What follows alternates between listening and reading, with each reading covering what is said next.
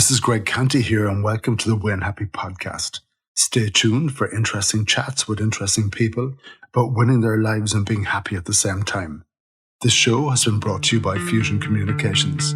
Thanks for listening.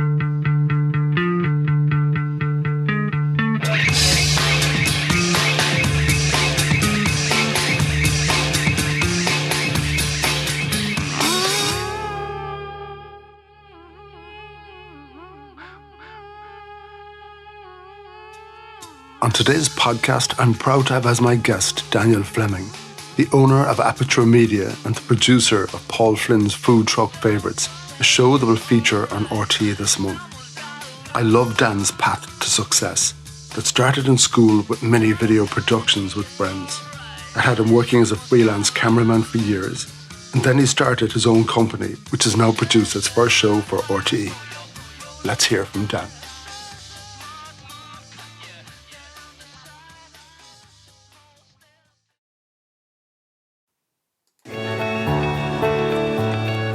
Across Ireland, a street food revolution has taken place. While the hospitality trade faced lockdowns, one area of the industry enjoyed a boom. As the nation turned to a growing band of food trucks. What did I get you today? From my restaurant in Dungarvan, I've watched in admiration as enterprising chefs have embraced the challenge of delivering fantastic fare to outdoor diners. Now, I've decided to join them to discover the secret of their success. I'm escaping the kitchen to enjoy the freedom of the open road. Daniel Fleming, a huge welcome to the Win Happy podcast. How are you doing? Hi, Greg. Thanks very much for having me. All good. It's kind of funny, actually, because we're doing this online and you're someone I kind of pass regularly. I'm walking the dog. For the most part, you're fairly intent. You've got the headphones on and your head down. You look like a man who means business, even when you're going for a stroll. What would you be listening to normally? Either the radio or some sort of podcast in the mornings. Funnily enough, I'm a fan of the TV show Entourage, and there's a podcast up around that called Victory the Podcast that a couple of the guys who were in it set up, and I listen to that. But it could just be Today FM as well when I'm probably running late, tearing around, trying to walk as quick as I can, get my walk in and get back. Normally I pass you at some stage along the way. Well, first of all, I want to congratulate you because I know, could I say, it's your first TV show is going live at the beginning of July, which is something you produced in conjunction with Paul Flynn, Paul Flynn's Food Truck Favourites, is it? Yep. I think that's going to air on the 6th of July. Yes, starting Wednesday the 6th for 6 weeks. Can you tell me about the series? It's basically Paul Flynn exploring the new craze of food trucks and I suppose reflecting on his career as a chef and looking at these people who are, doing something completely different out on the road, probably something really fun, and just went to sort of explore that. And in every episode, he has his own food truck that he sells 2 dishes from at the end of every episode after he's visited other food trucks to see what they do and how they do it. And then he tries it out himself. So very different from his restaurant in Dungarvan. And it kind of captures a moment in time, really, with this big explosion of all of those food trucks. I presume some of this was filmed during COVID, was it? Yeah, it was actually all filmed during COVID, but oddly enough, the idea came about pre-COVID when still around food trucks, but we were going to look at food truck operators that went to, like Electric Picnic and festivals like that, and Paul would go and maybe work in their truck or see what they do, or, it was something like that. And then obviously COVID hit and lockdown. We were kind of gearing up to film it in 2020, so it was definitely put on hold. But then we sort of saw all these other new food trucks crop up everywhere, and some of them really good because they were mainly people with restaurants and chefs of restaurants were setting them up to keep trading or just to keep operating. So some of them were really, really good, and we kind of put our thinking caps on and tweaked the idea a bit and went from there. Because in a way, the series, I think, not only does it capture food and that passion for food, but it also captures something that you have to do in business. And I think you've alluded to it there. When your back is against the wall, you need to become very agile and very creative and find another way of selling your products and generating income, obviously. And we're both located in Cork. I think for anyone who goes even to the marina market in Cork, it's nearly like a whole lot of these food trucks all brought together under one roof, and a fantastic buzz, a great place just to hang around for a while. The smells and the experiences, and we can all eat something different, and it's really, really cool. And that's, in a way, part of the conversation that I wanted to have with you, because what the listener doesn't know, you're the CEO and the MD of Aperture Media. I think you're celebrating 10 years thereabouts. Yeah, just about. A bit of a slow start and a transition from my previous career as such, but yeah, I think officially it's going on 10 years now. What I love about you, and I've known you for a long time, you're a buddy of my son Brendan. You both more or less study the same thing, but maybe when I say studied, I'm not sure if that's quite the case in your case. There was an idea about studying, but it was more, I think I saw it described somewhere that it was a hobby that became a career. So what I'd love to do for the benefit of the listener is I'd like them to get to know you a little bit. And if we take that journey up until when we're on set, it's the first day of production with Paul Flynn, and we're creating this product out of nowhere, really. It just, your ideas, obviously there's other people involved, but it was a culmination of a lot of things. So just to hit that big rewind, I'm going to start calling you Dan now, because Dan is how I know you. So who the hell is Dan Fleming, and where did he come from? So I'm from Cork, from Ballincollig, and you summed it up well there. My childhood hobby was filmmaking and photography, and somehow it became my career over the course of secondary school, really, when I saw that this hobby I had could be a career. And it was probably inspired definitely by my dad, who put a camera in my hand when I was, a small child. He was big into photography, so there was always cameras around the house. And somehow, I don't know why, I was fascinated with cameras, and particularly video cameras. So I was always trying to record things and capture things. And as a kid, making films, friends in primary school, and filming school shows in primary school, trying to persuade the principal in school to let me record the show instead of be in it, because I had no interest in, anything like that. So it became a good way of getting me out of a few things during school to film stuff. And then that progressed in secondary school as well. And I met Brendan, who was, a similar interest and really talented as well. And, groups of people like me and Brendan and a few others made films in secondary school and entered them in film festivals. But I suppose just before that, when I was in second year in school, a TV crew came to our school to film for The Young Scientist. And my dad was a teacher in the school, and he was involved in The Young Scientist, and he sort of got me out with them for a day to see what they were doing. And that was kind of the first time I realized this could be a job. These guys are doing what my hobby is. I'd never really figured that out before, but I saw like a director and a cameraman and a sound man, and literally just said, like, that's what I want to do. Before that, it was always a hobby, but I never thought of it as a career. I wanted to be a computer programmer and stuff like that. But, were you studying to do those things, were you? Not directly, but I had an interest in them. I was learning HTML and stuff at home and making websites and stuff like that. Trying to probably sell a few websites, build a website and make some money off it. I was always keen to try and turn a hobby into a business along the way. One eye in the money. Yeah. But I distinctly remember the day they came to the school, and I remember coming home to my parents and saying, I want to do that.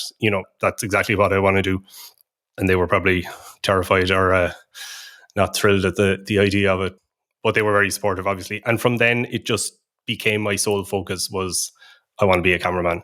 And everything I did in school and with the likes of Brendan and friends, making films and trying to make money along the way, was all with the focus of this is where I want to go. And college was definitely on the cards. I wanted to go to Dún Laoghaire, the National Film School.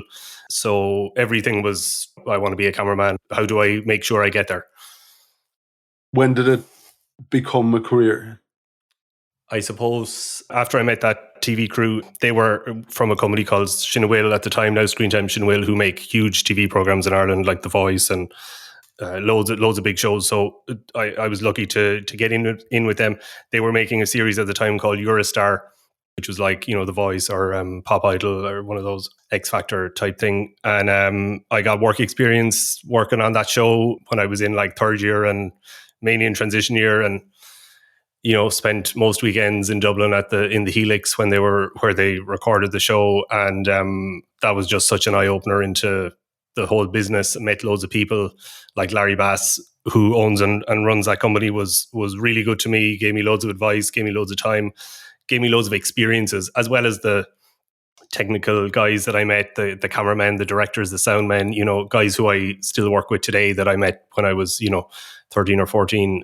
That was just a real eye-opener into the industry. And at that point, I was headed for my leaving cert and knew what I needed to do to get into Dún Laoghaire. I'd been to the open day, I'd met the guys and knew I had to put a portfolio together, and that meant just making more of my own films and photography, writing scripts, things like that. So, myself and Brendan made a few dodgy films along the way that I'd say neither of us would like to be made public these days. I think actually Brendan was, no, not I think, I know Brendan was an actor in one of my crazy films that we made with a teacher in the school, Pat Meany, who unfortunately has passed away since. But we made a few films with Pat, and Brendan was in one of them. So, do they still exist somewhere? I have them they're on a Google Drive somewhere. Yeah, I think we have to organise a screening from the archives, Yeah. It'd be quite unusual, actually, to get a bunch of people from your profession and just show your first work.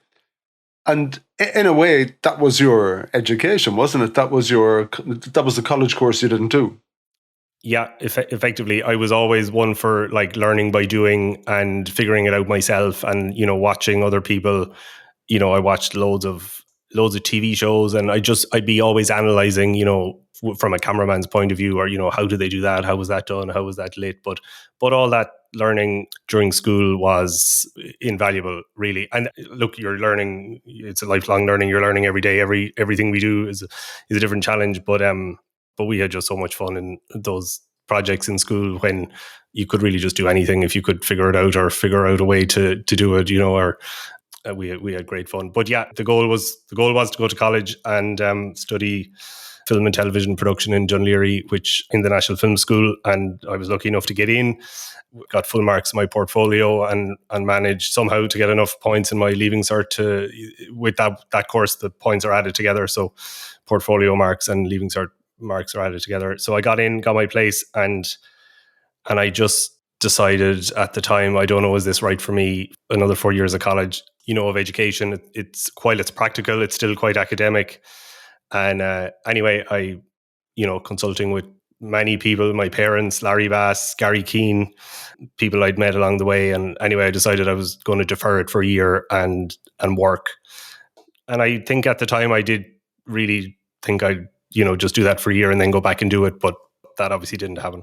I did spend a few months in Ballyfermot. I decided not to go to Dún Laoghaire for 4 years, and I went to Ballyfermot College to study TV production, but I kind of only lasted 3 months, mainly because I was working. At that point, I had become a cameraman and I was getting work. In that year, I didn't go to Dún Laoghaire. I'd spent working with a production company in Cork, doing loads of different things, camera work, editing, just got a real flavour for, this is a job. I was getting paid. We were out and about, really enjoying it. The contacts I'd made in Dublin from Shinawil were in contact, calling me to do work, not as a cameraman at that stage, but as a runner or an assistant on TV shows, come up to Dublin for, a week, work on this. And, I decided to buy my own camera, got a loan from the bank, bought, a camera and laptop, so the basics that I needed, for filming and editing. So that all kind of happened in that year when I was meant to be focusing on going back to college, but that didn't happen. And somehow or another, I got a call from a company called Frontier Films, who made a TV travel show called No Frontiers. And they asked me to film a package for them. And that was kind of the start of when my proper freelance camera work took off. And that was just, the best job ever, traveling with Catherine Thomas and other celebrities, and someone else is paying for the whole thing. And you're off, for a few days in a nice place making TV, and it just doesn't get better than that. At any point, did you feel I'm out of my depth here? I haven't got all of this big technical stuff behind me. I've learned as I've gone. So the skill set that I have is my own accumulation of experiences. Or were you perfect? Were you fine? Were you functioning at that professional level that the other guys were at? Well, no, I wasn't obviously, but I was competent enough to blag my way into those sort of situations and get away with it. And I just did my best, worked hard. I suppose in this business, like your kind of showreel is what speaks for your work, and I was building that showreel quickly. Making a few versions a year to update it with new stuff I'd worked on. But there were times like I remember going to America and being too young to be put on the rental car insurance or whatever, and and then I was outed like because I. People knew I was young, but they probably didn't know I was 19 or 20. And you had to be 21 to for Hertz to put you on as a driver. So I couldn't drive the car. Those sort of things happened. So, a few funny things like that. But I just worked hard and tried my best and tried to get on with people. It's a really, it's an industry where a small industry where you work with similar people. And if you're away with someone for a few days, you really got to get on with them. So I just tried to be nice and get on with people. Yeah, I've noticed that with Brendan as well. That seems to be the magic ingredient in that industry, isn't it? Just building up those connections, and before you know it, you're the phone number that they call, and you're in business.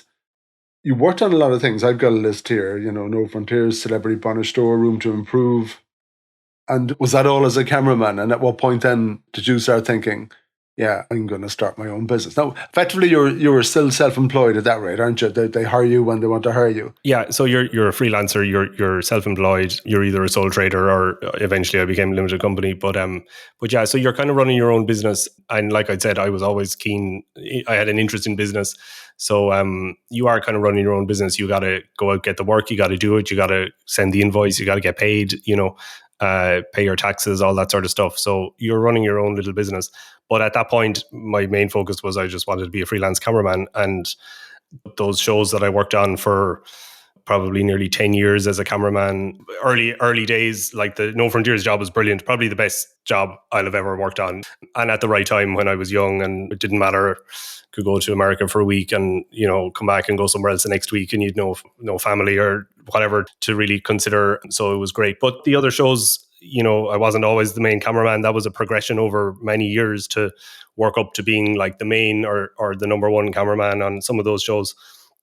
Lots of them might have big crews on it and you'd be, one of many cameramen on it, but there'd always be like senior guys I'd have looked up to, like Michael O'Donovan and Joe Edwards, who had met when I was like 14 or 15. So I sort of knew them, but for like 10 years at that stage or however long. And they were all everyone generally was really good and encouraging and positive, and guys that effectively you're going to become competition for, but it was never viewed as like competitors. It was you're viewed as like a just a colleague, and we're all in this industry, and different people get different projects and different series, but guys I could ring up and ask a question to if I was unsure about something or I needed to borrow a piece of equipment or whatever, and then you return the favor as well. So a great industry. But over those years I worked on loads of brilliant TV shows at various levels as cameraman, and working my way up, and sometimes you're the main cameraman. And towards the end of that, I was getting called to be the main cameraman on certain shoots. There's always more senior guys obviously, but happy to be getting called for some of those anyway.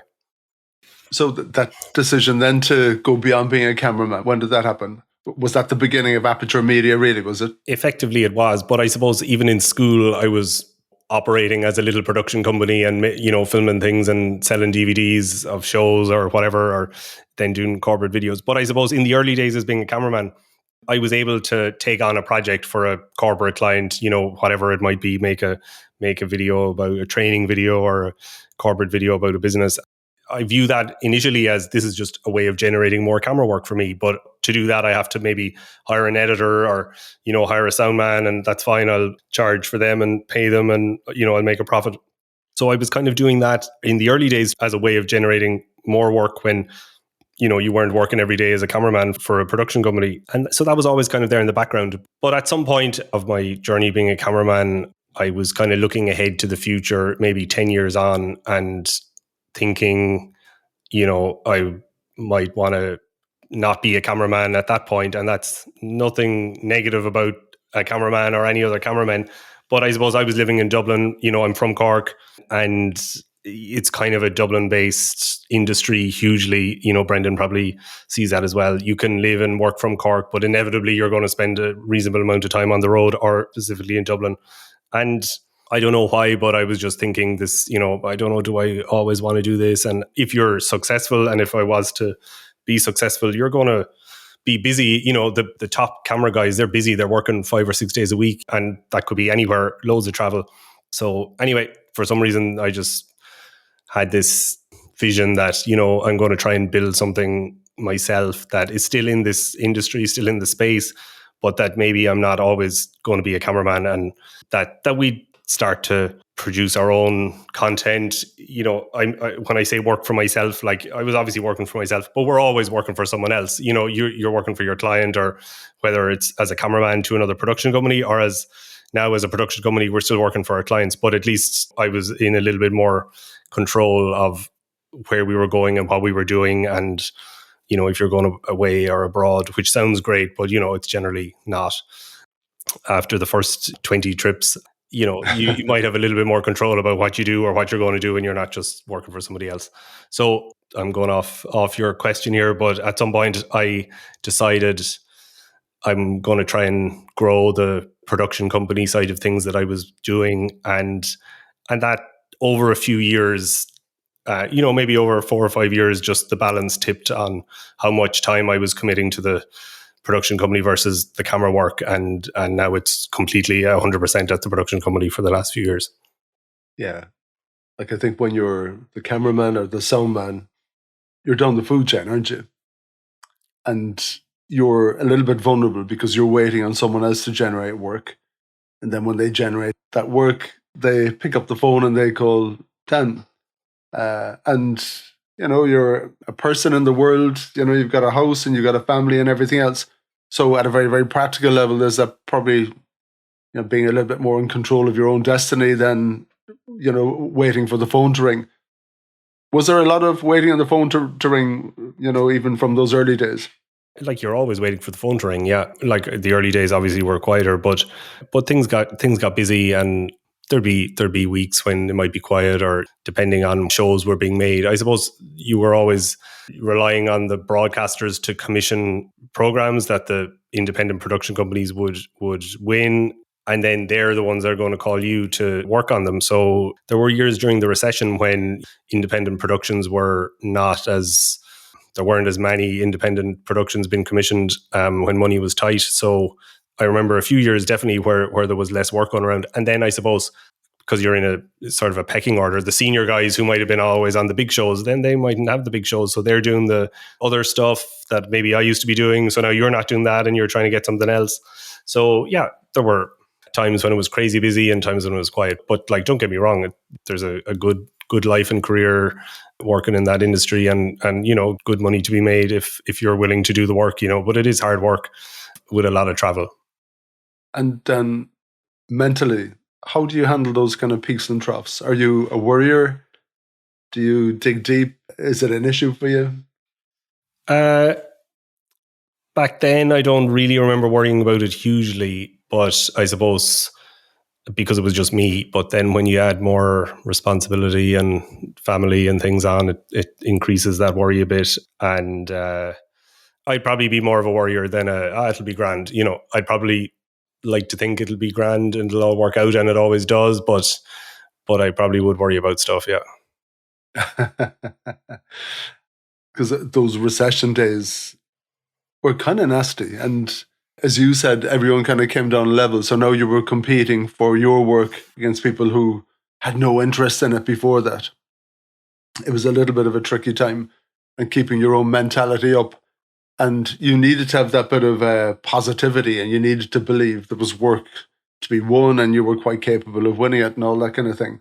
So that 10-year journey of Aperture, And maybe if you could talk to me a little bit, kind of pre the Paul Flynn food truck, that period of time. So you evolved basically from being freelance camera operator to having a production company. What kind of work were you doing, and what did you build up to in that time? Sure. So, like it started out as just me, and then I brought on an editor, and slowly started to grow the team. There's 6 of us now, and 8 with the TV stuff we're doing. But early days, we were generally making corporate videos, creative videos directly for businesses. A whole range of stuff. But effectively, we're storytelling. We're communicating someone's message through video, and trying to do that in as a creative way as possible that we can. And early days, those projects were small. It might be just a one-off project, or it's nice when clients come back to you. But when you're starting out, lots of small projects, and then the repeat business starts to come after a couple of years, and you get referred to people refer you to other colleagues, and they ring you. But starting out, it was tricky, and like I said, that was a slow transition period for me. So even though I was building Aperture and maybe had one member of staff, I was still working as a cameraman sometimes, because that's where the work was, and you're getting called to do it. And it definitely was a transition thing. So show me the money. Yeah, exactly. Yeah. And so it would have been much harder if I was just starting out cold, saying, okay, I'm going to tomorrow I'm going to start a production company and start from zero. And I suppose I wasn't starting from zero, because I had momentum with my work as a cameraman in the TV business. And at that stage, I was working on bigger projects and some TV ads and stuff. So it was a nice, I call it like a natural, organic transition. People ask me, like, when did you start the business? And it's always a bit vague, because when did it actually start? But it transitioned naturally over a few years, and now it's growing naturally and organically as well. Yeah. It was probably the first day you got a few bob for a freelance camera job. That was the day the business started, wasn't it? Yeah. You were self-employed at that point. But I can see the pattern in you whereby, you were down the food chain. You wanted a little bit more control and about the type of work coming into you. So now, instead of getting a gig from someone else, you were winning those gigs, and you were the team to fulfill the gigs. But now I think taking a leap beyond that is you're actually in the job now of kind of creating a product. So you are the gig, and now you've got the team to fulfill that, including the camera work and everything. So when did that thinking begin? When did you think, okay, I need to take even more control here, and I want to create our own content for TV, which is a huge step beyond all the corporate stuff and everything? It was definitely always a goal of mine personally that I wanted to make or produce our own TV content. But I remember us as probably a team of 4 at that stage, sitting down and as a business and just saying, where do we want to go and what do we want to be doing? And don't get me wrong, all the work we were doing and still are doing for our corporate clients and the brands and the agencies, that's all great and creative, and we love all that. But one of the things that stood out, not just for me, but from everyone else, was we wanted to try and make our own TV content. And that was probably in 2018. I think we went down to Kinsale for a day and just did a bit of team reflecting and just talking about this sort of stuff. And that was one of the things we came back with. So we set about from then trying to make that happen. And that's not easy to happen, because it's not easy to make that happen. You need to have a good idea. The broadcasters need to believe that you're able to deliver on it. And if they're going to fund it or part fund it, you need someone else to fund some of it. So you need to find a sponsor to fund it, and they need to believe in you. So it's definitely a challenging task. And while I had loads of experience in TV as a cameraman, that's completely different to producing something for TV. So that's kind of where it started from. So we kind of set out to try and make that happen. And I roped in a colleague of mine, a producer director that I'd worked with as a cameraman on a number of TV shows for over 5 years, who's also based in Cork. And I met with him, and he sort of knew, Paul Woods is his name, and he sort of knew what I was trying to do anyway, and build a production company. And we sort of teamed up to try and find an idea, come up with an idea to make a TV series, and Paul had the experience and credibility as a producer director with broadcasters. We had the experience technically to do it. So all we needed was an idea. It was that easy. But anyway, somehow Paul Flynn got in touch with us. Do you know Paul? I think Paul knew Paul. I think the Pauls had come across each other, but we met with Paul to come up with some ideas to make a TV series for Paul that Paul would be featured in. We were coming up with other ideas ourselves, all sorts of stuff. We had like a dating show at one stage, a Irish dating show where you bring your grannies out and to the disco and stuff like that. Anyway, we were actively. It might happen. It's still on the whiteboard, I think, or it got wiped off. But we were actively trying to come up with ideas. Anyway, we met Paul, sat down with Paul Flynn, and then went about coming up with some ideas for series that Paul would be featured in, and Paul was involved in all that as well. So that's kind of where that started, how that came about. Like I said earlier, the food truck thing just was something he had mentioned to us, that he had colleagues who had successful restaurants and fine dining restaurants, and they'd given it all up, closed down, and had bought a food truck, and they were just living the life and going to festivals and doing what they love, and not been so constrained by the fine dining stuff. So that's kind of where it came from. And then between us and Paul Woods and the team here, Jordan was involved in it as well. We just formed that into an idea for a series, and then we had to go and speak to RTE about it and find a sponsor to fund it. And thankfully, both of those things worked out. Okay. And for every time someone said yes to that idea and that concept, were there a few no's along the way with different ideas? Yeah, there were a few no's before that one was a yes. Yeah.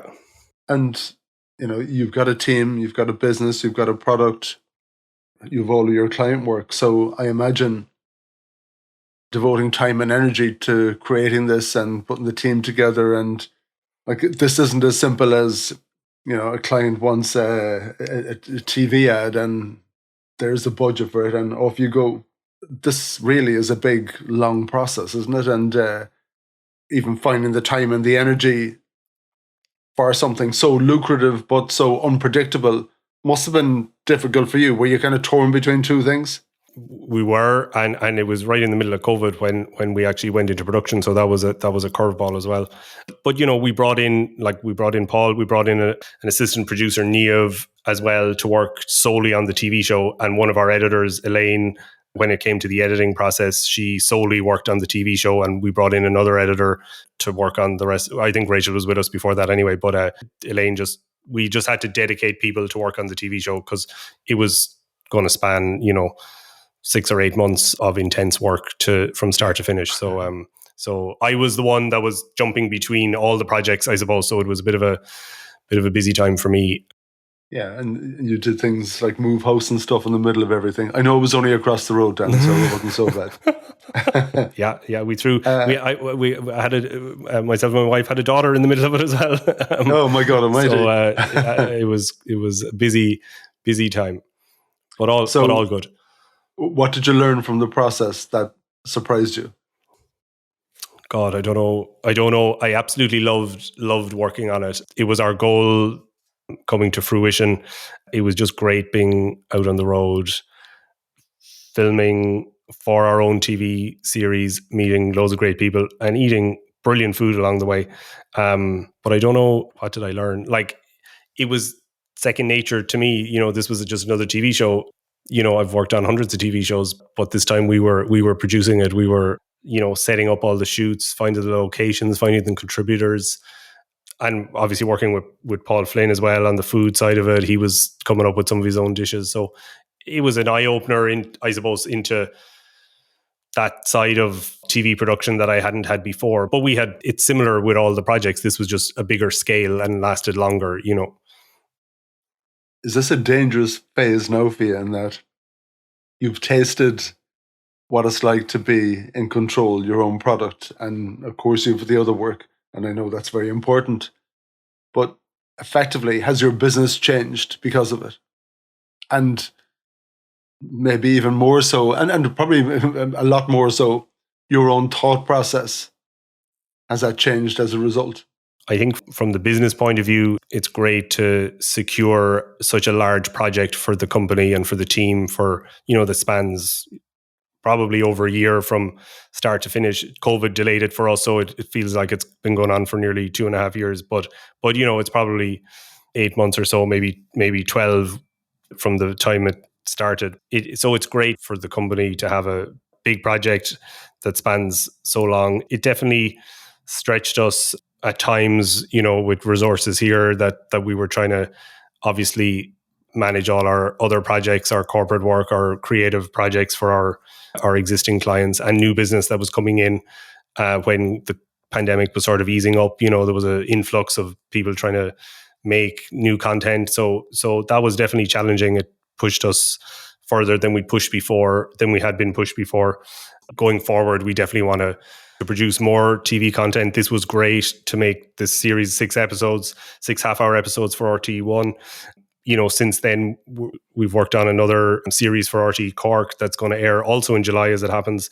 We didn't produce the whole series, but we won a tender to produce 4 kind of 7 or 8 minute packages, one in every episode. So, we're continuing to produce TV content, but a few more ideas that we're working on to try and get picked up and get a sponsor for, to continue doing this, along with all our other creative projects and our corporate clients.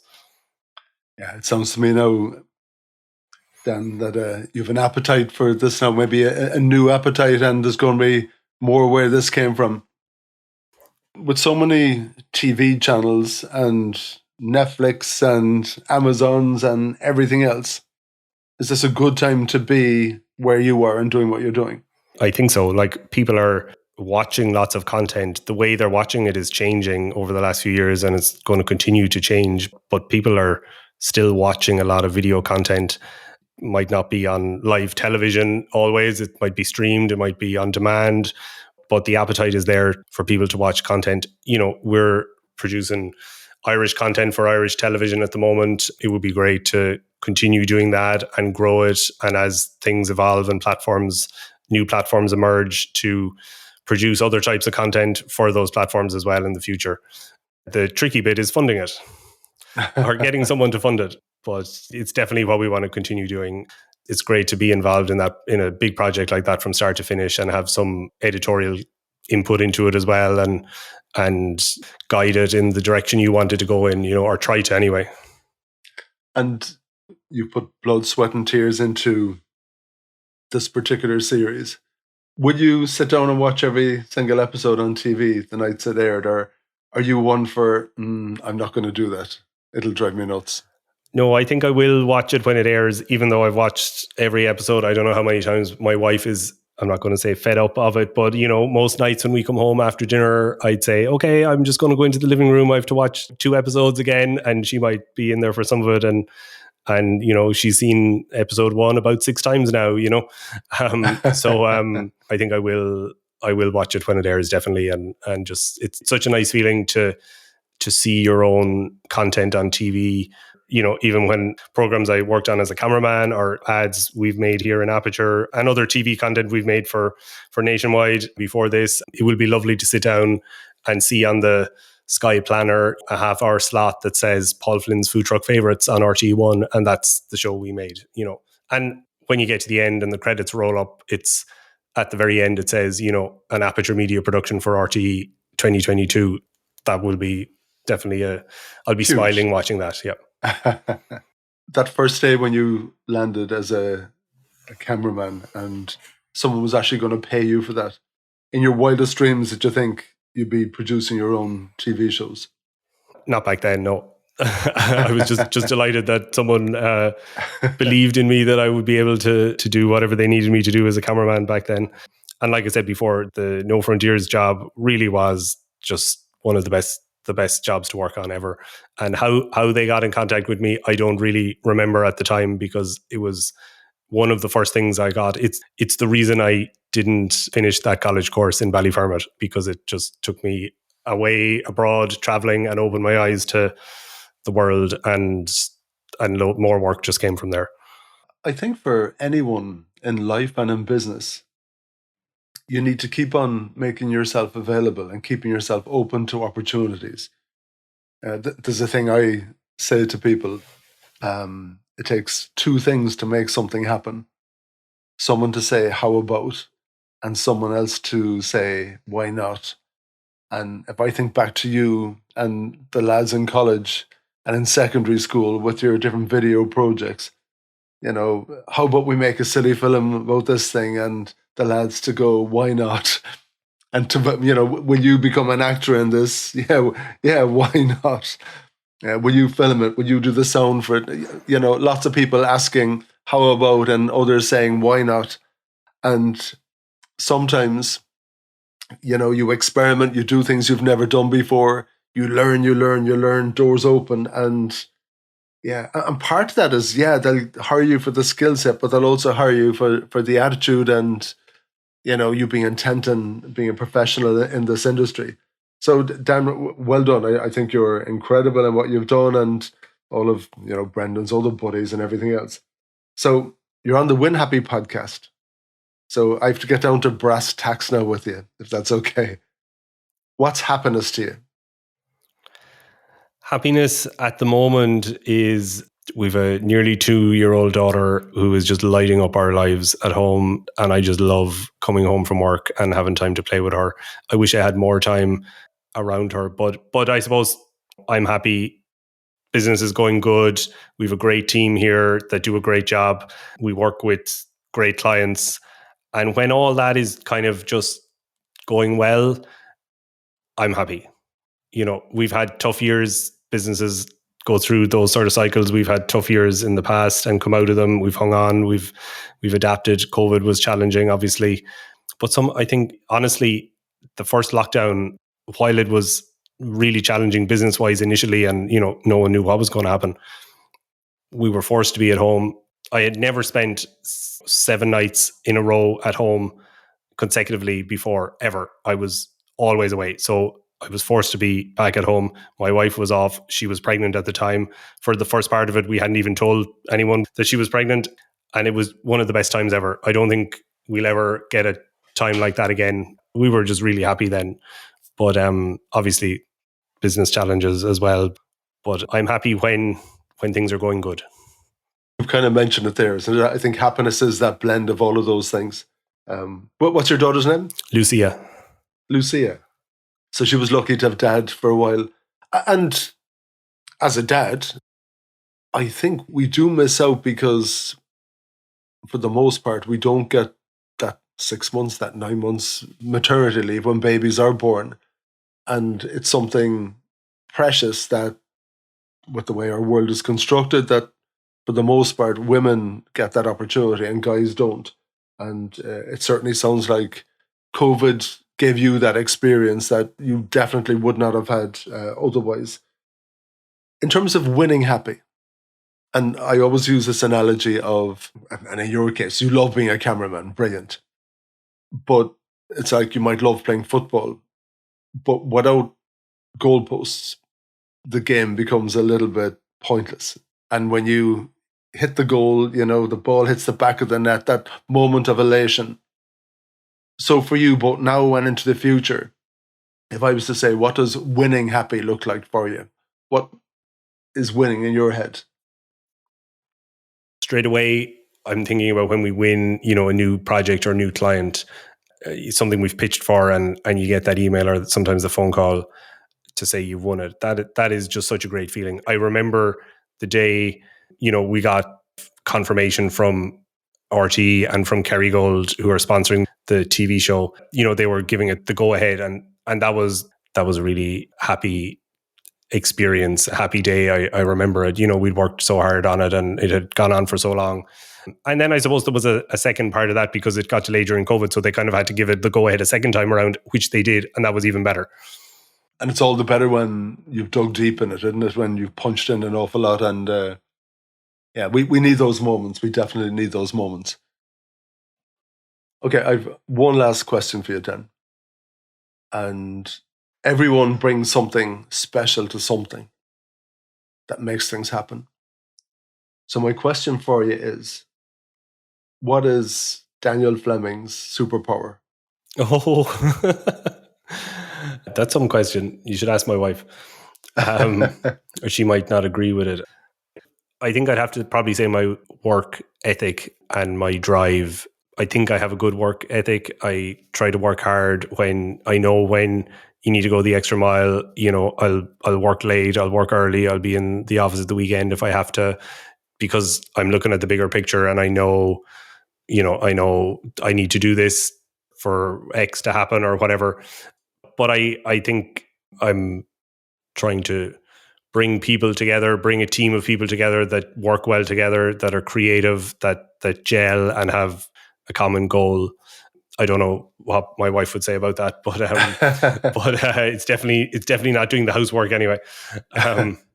Yeah, but if you put those two elements together, the ethic and that team dynamic, then you create a successful business. And I'm sure that works for clients, and it definitely works with RTE, and with that TV show, and why they would trust you with something like that, because obviously they're huge projects. How can people get in touch with you, Dan? All the usual ways. Our website is aperturemedia.ie, but if you just Google Aperture Media, you'll find us on Instagram. And Instagram and LinkedIn are the two platforms I mainly use. We're obviously on the others, but I use LinkedIn and Instagram a lot. Listen, Dan, thank you so much for coming on the Win Happy podcast. And on a personal note, thank you for sharing your enthusiasm and giving an insight into what you were doing to Brendan when he was starting. Because I think even you were like a role model to all of those guys, because they could see for real that you were doing it. And I think you inspired a lot of them. And I know that Brendan specifically definitely took an awful lot from you. So, Dan, thanks a million for coming on the Win Happy podcast. Thanks for having me, Greg, and thanks for that. I think we were all inspiring each other at that stage. Everyone was so creative and talented, and thank you for your help over the years as well. And also, even though I know it's a bit late, but it's the first time I'm really talking to you, congratulations on becoming a granddad with Hazel. Oh, thank you. And I know they're back home recently, so you must be delighted to get to see them. Yeah, I'm absolutely delighted, but I need to see her more often. And like everything else in life, it just doesn't happen, Yep. Thank you. Thank you so much. Thanks, Dan. Take it easy. Thanks, Greg. Take care. Now I've decided to join them to discover the secret of their success. I'm escaping the kitchen to enjoy the freedom of the open road and try amazing street food. That is, without a doubt, the best spice box I've ever had. I'll also be creating some great tasting dishes before getting out and about to serve up my own food truck favorites.